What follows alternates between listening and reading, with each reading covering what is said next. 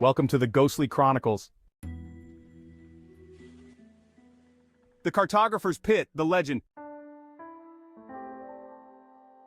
In the heart of the Peruvian cloud forest, far off any satellite radar, lies a region so dense it appears as solid stone on aerial maps. Locals speak of a place there called La Fossa del Cartografo, the Cartographer's Pit, named for a 19th century mapmaker, Elias Venot, who vanished while trying to chart the forest. According to myth, Elias didn't disappear. He found something and kept mapping, even after death. They say if you find his final map, it will lead you to a pit where paths shift behind you, and your memories begin to redraw themselves. And if you go deep enough, you'll find Elias, still drawing, still waiting. The Adventure. A team of 3 explorers, Naomi, a geospatial analyst, Raj, a cryptographer, and Luis, a wildlife guide, stumble upon a handbound journal in a ruined colonial archive in Lima. Inside, there's a fragment of Elias's original map. It shows a location that doesn't exist anymore, with coordinates buried beneath the cloud forest.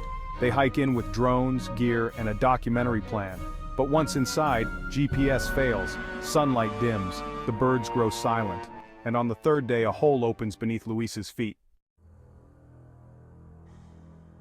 They descend after him, rappelling into a vast underground chasm lit faintly by glowing moss and pulsing fungi. It smells like parchment and wet copper. Luis is fine, mostly, but, something's wrong. He doesn't recognize Naomi, or himself.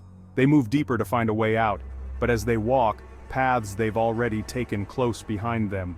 New tunnels appear. The map redraws itself every hour. Naomi compares notes and realizes the layout is responding to their thoughts. The warning. They find bones, old journals, and scratched messages in like multiple languages. Do not sketch here. The map thinks. Do not name anything down here. Raj, obsessed, begins sketching their route, trying to find a pattern. That's when the voices begin. Not echoes, but, full sentences, calling them by names they've never shared. One whispers, "You're already on the map." In a sealed chamber they find him, Elias Venot, or well, what's left of him.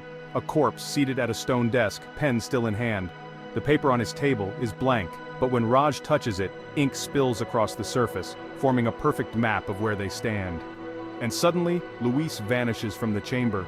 On the map, his name fades from ink into ash. They understand now. The map isn't recording reality, it's, rewriting it. Whatever is drawn becomes true. But to stay real, you must never let yourself be drawn.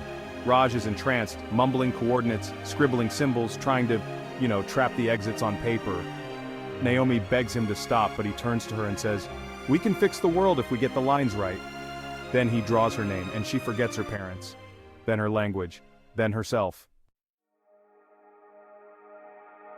Naomi wakes on the forest floor, alone. The sun is up, her gear is gone, her clothes are torn and weathered. She finds a compass. It spins wildly. A crumbled piece of paper is clutched in her fist. It's a map. There's a pit on it, and at the bottom, her name is crossed out. She doesn't remember what it means. But in her dreams, she still hears the scratching of Elias's pen. Please like, share and subscribe.